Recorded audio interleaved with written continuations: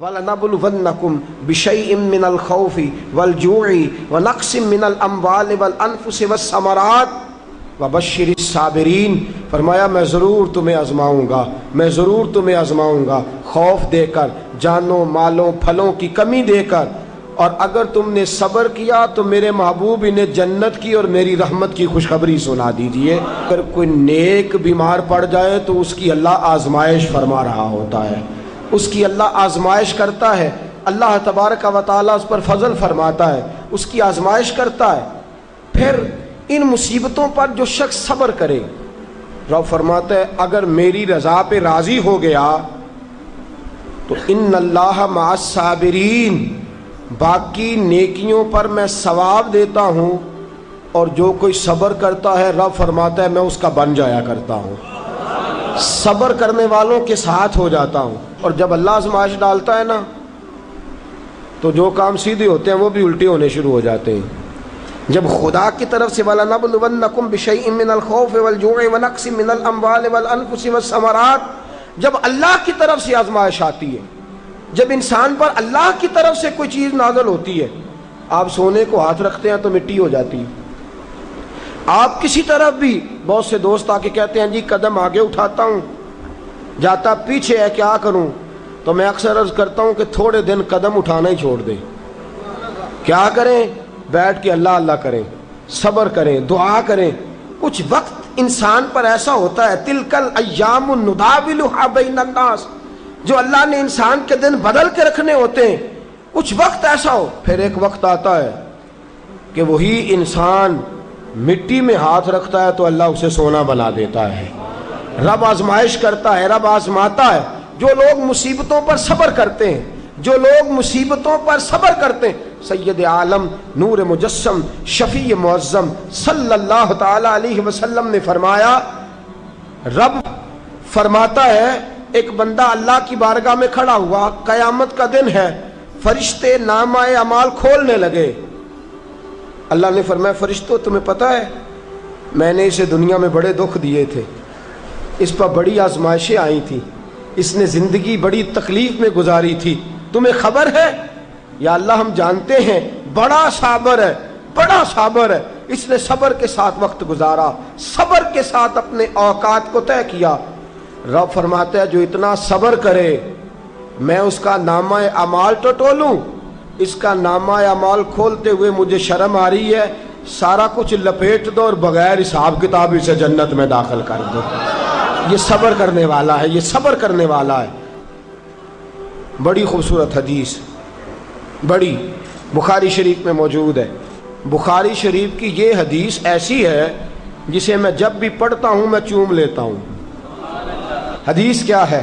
رسول کریم صلی اللہ تعالی علیہ وسلم نے فرمایا، رب فرماتا ہے ایک بندہ ہے اس کو میں نے آنکھیں نہیں دی، اس کو میں نے آنکھیں نہیں دی، اندھا ہے، پیدائشی اندھا ہے یا بعد میں کسی وجہ سے ہو گیا، اس کے پاس آنکھیں نہیں، لیکن اس نے زندگی بھر صبر کیا، اس نے زندگی بھر صبر کیا۔ صبح قیامت وہ کھڑا ہوا تو رب کریم نے فرشتوں سے فرمایا، فرشتوں اس کو میں نے آنکھیں نہیں دی، بیچارہ نہ بیٹی دیکھ سکا، نہ بیٹا، نہ باپ دیکھ سکا، نہ ماں، یہ کوئی دنیا کا نظارہ نہیں کر سکا، تم بتاؤ اس کا اجر کیا ہے؟ فرشتے کہتے ہیں مولا جنت کا اعلیٰ درجہ دے دے، اللہ اسے بے حساب بخش دے۔ تو رب فرماتے اس نے ساری زندگی بغیر آنکھوں کے صبر کیا ہے، اسے صرف جنت نہیں ملے گی بلکہ آج اسے اس کا رب اپنا دیدار بھی کرائے گا۔ فرمایا قیامت میں لوگ جنت کے نظارے کریں گے اور یہ اللہ کا دیدار کرے گا، اس کو رب کریم کے جلوے دکھائے جائیں گے، اس لیے کہ یہ صابر رہا۔ اور میرے اعلیٰ حضرت فاضل بریلوی رحمۃ اللہ علیہ فرماتے ہیں جو صابر ہوتا ہے نا، توجہ ہے آپ کی، میری بات کی سمجھ آ رہی ہے؟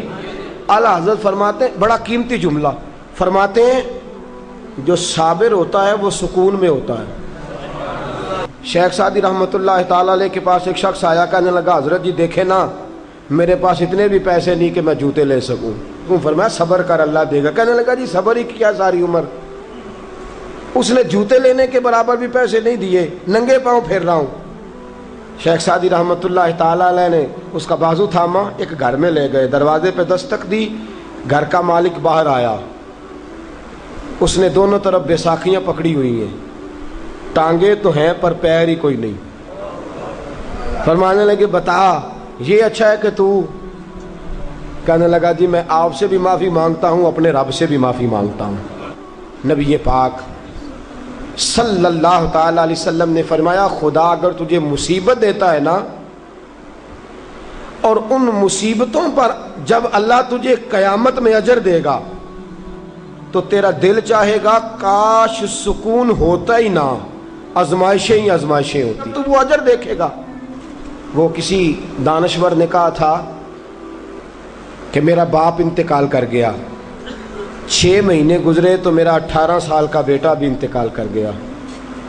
کہنے لگے میں نے اپنے 80 سال کے باپ کا جنازہ اٹھایا تو میری کمر نہیں جھکی، لیکن جب 18 سال کے بیٹے کا جنازہ اٹھانے لگا تو میری کمر جھک گئی، اور رو کے کہنے لگا لوگوں باپ کا جنازہ پڑھنا آسان ہے، دعا کرو کسی کو بیٹے کا جنازہ نہ پڑھنا پڑ جائے، بڑا مشکل کام ہے، بڑا کٹھن مرحلہ ہے۔ حضرت ابو ہریرہ رضی اللہ تعالیٰ عنہ فرماتے ہیں اللہ کے محبوب صلی اللہ تعالیٰ علیہ وآلہ وسلم کے صاحبزادے جناب ابراہیم علیہ السلام فرماتے ہیں حضور کے صاحبزادے آپ رات کو جب ان کی ولادت ہوئی تو نبی کریم علیہ السلام ہمارے درمیان آئے۔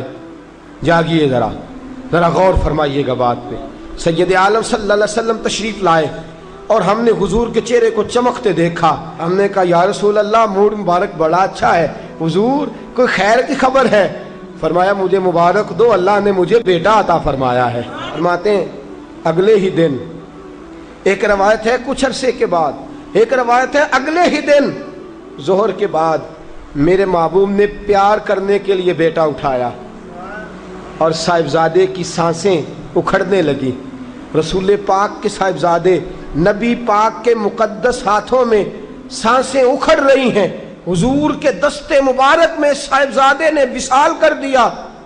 آنکھیں بند کی تو نبی کریم کی مقدس آنکھوں میں آنسو آئے۔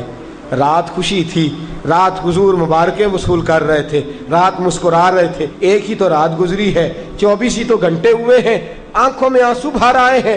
حضرت عبداللہ ابن عمر رضی اللہ تعالیٰ عنہ عرض کرتے ہیں یا رسول اللہ آپ رو رہے ہیں؟ حضور صاحبزادے کا انتقال ہوا تو رو رہے ہیں؟